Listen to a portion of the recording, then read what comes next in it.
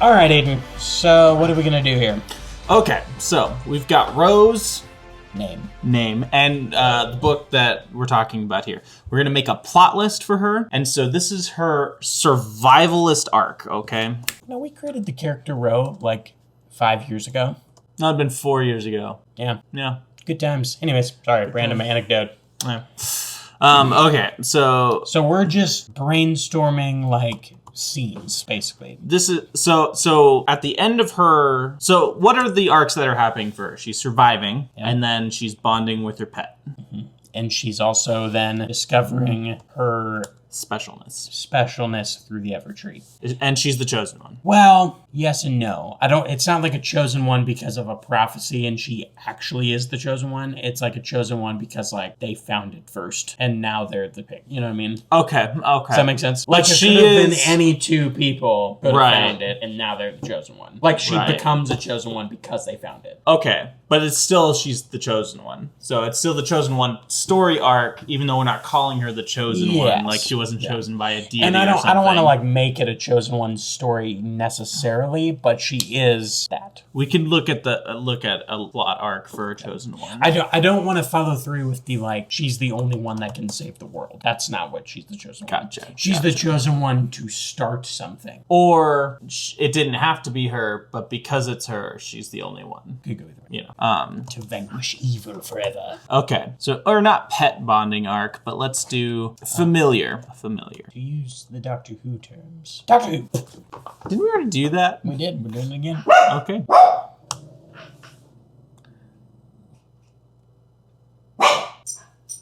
Do you think Ro has this issue? Dude, we should write a scene where Ro's trying to be really quiet. And the dog just is the dog. And the wolf starts barking. And she's like, no, shut up. Kind of like our whole lives. Yeah. Well, you have 2 dogs. I only have the 1. Yeah, mine live outside though. That's true. Okay, so in every survivalist story arc, let's look it up. Survivalist story arc. Basics. Google. Oh wait, panic. Think happy thoughts. Think happy thoughts. Think happy thoughts. Think happy thoughts. Think happy thoughts. Think happy thoughts. Think happy thoughts. Happy thoughts. Think.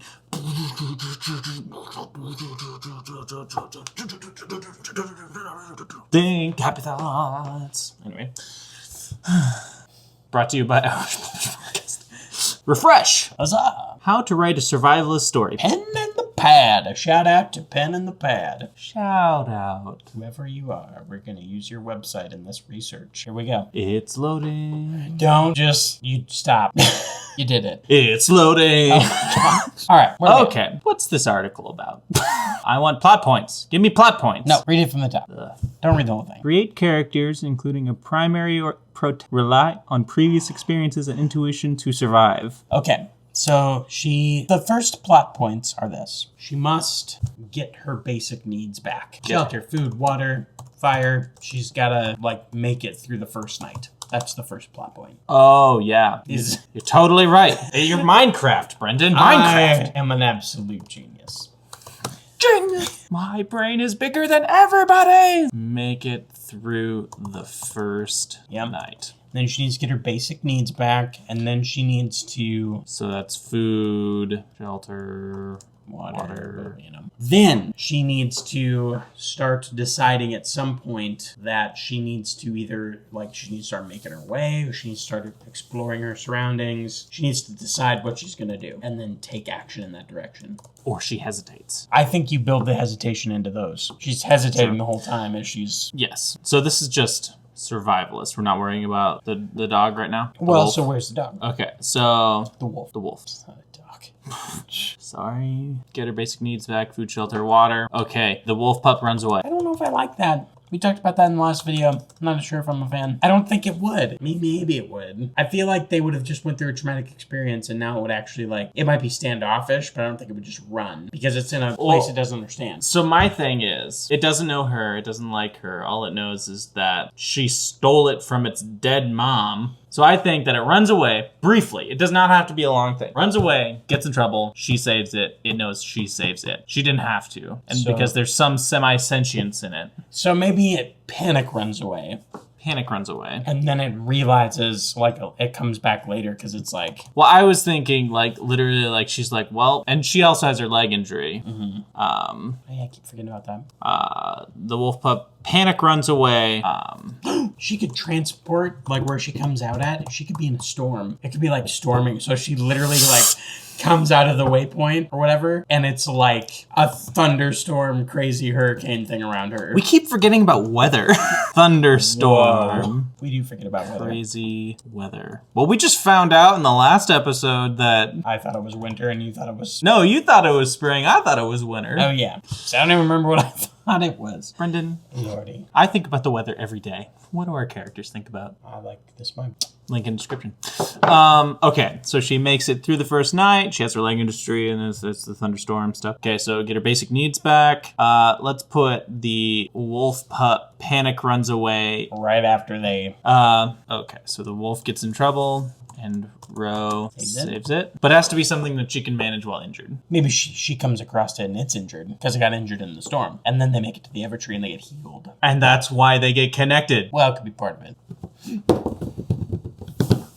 Okay, so wolf gets in trouble. What if the wolf pup gets caught under a rock or in a tree, something like that, and she's able to dig it out? Yeah, it's like buried or something. Yeah. Like something falls on it or gets washed away in a mudslide. Yeah. Something like that.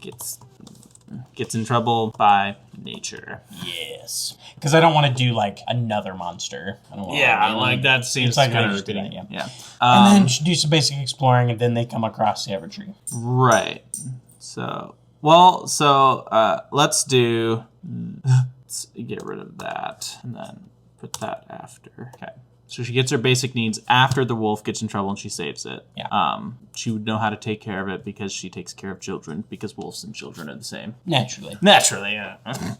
I've been taking care of many wolves in my day. The same as human children. There is no difference. Exactly. The education is the same. She needs to do some basic exploring. Then they come across the Evertree because they're also looking for maybe a better place to be. It's like they're exploring to find a better spot. And then So she finds the Evertree. She got to get food. We have that. Oh, yeah. Okay. Basic food, shelter, water. I knew that. Finds the Evertree. How does this end? I would say, so the end of this... Well, this would be in the second act, I suppose. Actually, Brendan, I think this is going very well. Because look at how many plot points we have! This is more plot points than we've ever had! Plot point. Okay. So they get bonded. I don't know what that is. I think that if they're both injured, something like that. Oh, I got it. So the survivalist part is really quick, right? Okay, so, or for her, it could be a long time, but in the book itself, it's gonna be really quick. So, yeah. I mean, they live out in nature. She doesn't not know how to survive, at least more than the modern day people By the time they meet the Evertree, the nature part, or the surviving part's gotta be over. Because that's when the quest part begins. The I'm the only one who can find my food and water still needs to be there, but she needs to have it like figured out. And there's always that worry in her brain is like, I go down there, who's to say if I'm going to be able to find water or food? Mm-hmm. So then we've got to go into the quest after they hit the Evertree, which we could talk about another. Yes. So I think that they get driven. Do they get driven from their survival place by a dark beast? I think the Evertree gives them the quest. Okay. So they meet the Evertree, which is sentient, I suppose. I think we need to talk about this. We're too mystic flowy with the Evertree. I think the Evertree needs to be alive, have an actual voice, be like the Deku tree from Zelda Ocarina of Time. So I think we talked about this in a previous episode. It's going to be sentient, and it's going to talk until this quest is over and Ro officially has been passed on to, and then the Evertree goes quiet. We talked about that. We did talk about that. Yeah. What if we do it, and this is just so we can have this in our back pocket, the Evertree talks sometimes when it feels like it. Yeah. And so it's choosing to talk to Ro. And so I think what happens is it bonds them together because it's trying to create things. Yes. It's creating them. And then between the two of them conversing, Ro realizes the Evertree knows about the Dark Beasts, and then the Evertree gives Ro the quest You have to stop them. I'm giving you the power to stop them. We need to have like an actual thing that she can physically do, because we can say this is a universal shattering fabric of reality bending thing. We also got to think about power scaling here. Even the hunters in your story, when they're far more advanced and figured stuff out and everything, aren't powerful enough to like stop reality shattering. So what it needs to be is like there is a shard of darkness that pierced through reality and you need to force it out. Yeah. So it needs to be some kind of like, the dark beasts have followed you here. I'm giving you the power for you to vanquish them. Right. And this is how. So this is what's gotta be. She and the wolf get bonded, and then as they're talking and conversing, it comes out that like she needs to stop the dark beasts. They have somehow gotten here and followed them here. So the Evertree is giving her the powers to vanquish them once and for all, and that's the bad guy. So, but in that, so that's the quest.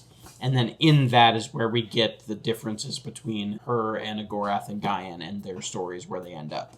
Yeah. But they're all ending up on this quest. So at some point, they're going to have to come back together so she can also tell them about the quest. Right. I think. And then they go defeat them together. So it's like this one magical, fun moment in the history of all this, where the Magi, the soon-to-be Knights of Whiteforge, and the soon-to-be Hunters have actually, like, this could be a pivotal moment in the history that they remember. They banded together and they vanquished the Dark Beasts, and that's what we built this. That's the rock we built this whole civilization on. Yeah. I'm seeing, like, yeah, and that could be, like, a fun legend that just goes down time. I'm thinking, literally, it's like, Brendan, I'm having visions. What kind of visions? I see a tear in reality. Where's the lightning? So here's what I think is happening. I think that somewhere in nature, in a distant way that the Evertree can be like, it's over there. That's how the Evertree are. It's over there! Run, Ro, run! Please give it that voice. It's Minerva McGonagall. Run! Oh my gosh. And so I think that there's like a shard of unreality that is broken through from the other side. Unreality. Whoa. And literally like they're like, the Evertree says, this shouldn't be here. Here's how we're going to deal with it. Here's the thing. Or here's the power, or here's the... Or you have to go here first to get the thing, to then shove in the thing so that the thing go... Yeah. I think the Evertree could lay out... This would be a nice storytelling device. The Evertree, in conversation with Ro, could lay out the quest step by step. Mm-hmm. So it's like, do this, you do this, you do this, you do this. That's the rules, that's the thing. And then none of that happens. And then, like, Ro is trying to do all of that, and it's just like... obstacle after obstacle, and like it kind of happens how the Evertree said, and it still gets done, but it's like not at all what the Evertree, you know what I mean? Okay, well, but being careful of not breaking promises. Well, yeah, but like that's like, so it's, she goes on the quest given and she does complete the task, and that's her goal the whole time. But it's not as easy as the Evertree says. But it's not what, like the Evertree's like, well, you do this and you do this and you do this, and she's like, okay. Woo. And then like she gets to the place, but it's gone, and then they finds out that some like bear child got a hold of it, became sentient. That's it's like Gandalf and like, well, you just have to take the ring to Mount Doom. Clearly. And he's like, do you know anyone who could fly us there? No. Eagles could have saved so many lives. Seriously, anyways, so fast too. Anyway, Haldir would still be alive. Anyway. We should wrap this up. So here's where we're at. We don't have the entire plot list done yet for Ro and her survivalist thing. It's a good list. But I do think that here's what we should do. Let's just go through everything that we've already figured out. Okay, here. Let's tell it to me. She needs to basic exploring. Finds the Evertree. Evertree bestows quest. Bestows quest. Bestows the writing quest. Evertree bestows quest of writing. Task 1, Task 2, Task 3. Other tasks. All fail. Ish. How? Question. All fish. All fail fish. Ish. How? Question mark. And that's where you're throwing that. It's like you have, like, they're trying to do the thing, and then you throw all the stuff at it, and then they hit the darkest moment before rising up. And right. Then we gotta have a darkest moment. 3-act structure. Rise up. The great Do huzzah it. shout. Done, do it. Parentheses. That means, okay. And at each task, a character thing needs to happen, so we could get to that later. Yeah. Okay. That's good. That's basically it. Okay, so here's everything that we have so far for Rose arc. Put in there After Stowe's quest, they've got to find the other rest of the group at some point. At the darkest moment. Or right after the darkest moment. Something like that. That's when she starts to rise up and get hope again. Reunite with Guy and Enagora. Somewhere like that. Okay. Here's everything that we got after Ro gets imported. Here's the list. Very first thing. They have to make it through the very first night. Ro has a leg injury. Like, can't walk leg injury. There's a thunderstorm. Crazy weather. That she appears in. Then Terrifying would that be? That would be awful. She's like, You get transported. You don't know where you came, like where you went to. And it's a thunderstorm that you can't get away from. Imagine just through her eyes. Like, she's crashed down. She stares into her mother's eyes and she realizes, I'm basically dead now. They disappear. Everyone thinks she's dead. Reappear. Thunderstorm. Like she died and went to the bad place. Yeah. All right. Okay. Make it to the first night. Leg injuries, thunderstorm, crazy weather. The wolf pup panic runs away. / gets lost. Something like that. Wolf pup panic runs away, and the wolf gets in trouble by nature. So like a landslide, storm, mudslide because of the storm, something like that. Rose saves it. Then she has to get her basic needs met. So her food, shelter, water. Same thing for the wolf, apparently, and then they do that, how they work together. Then she needs to do some basic exploring because she's mentally like, well, I'm not going to find anybody if I don't try. But it's basically doomed. Or maybe she's there for like a month and all of a sudden she's like, okay, I gotta go. Honestly, yeah. Well, so I'm thinking a lot about Gary Paulson's Hatchet. Just like classic book read in 5th grade. And like there were points where it's like, okay, you figured everything out. 2 months later, how did you do with that? And then he shakes it up, you know, so we can do something like that. She finds the Evertree because she has to start exploring. The Evertree starts talking to her and bestows a quest. And she's like, all right. And then there are 3 tasks, and she's now, 3-ish tasks. There's a quest. And she's fit to be able to do that because of her survivalist skills that she has acquired the hard way. And her new magic. Ooh, does that when that happens? Well, I don't know. We'll talk about that. I don't know. Future episode. She accomplishes all the tasks. But fails somehow. Like a lot of yes buts. And then Darkest Moments, reunites with Ganon and Gorath, gets hope, rises up. She done did it. Did the whole thing, what's the cost? And then now the wolf pup and her are the new whatever things. I mean, well, so this is just Ro, but then at the same time we'll have Ganon and Gorath are split apart. So I want to flesh this out a little bit more, and then I want to do the same thing with Ganon and Gorath, and then do the whole thing, and then start placing these plot points in order that we want to do them. So, and we can color code this, Brendan. Oh my gosh. And then we could put it all around. I'm just saying, it could be really pretty. Well, this has been Writing Quest. Thanks for watching. My name is Brendan. My name is Aiden. And like, subscribe, all the stuff. If you want to watch more content, we've got plenty more of it. We actually have something like 23 episodes out now. So, yeah, we're big strutting YouTubers. I don't know about that. No. Huzzah! Huzzah!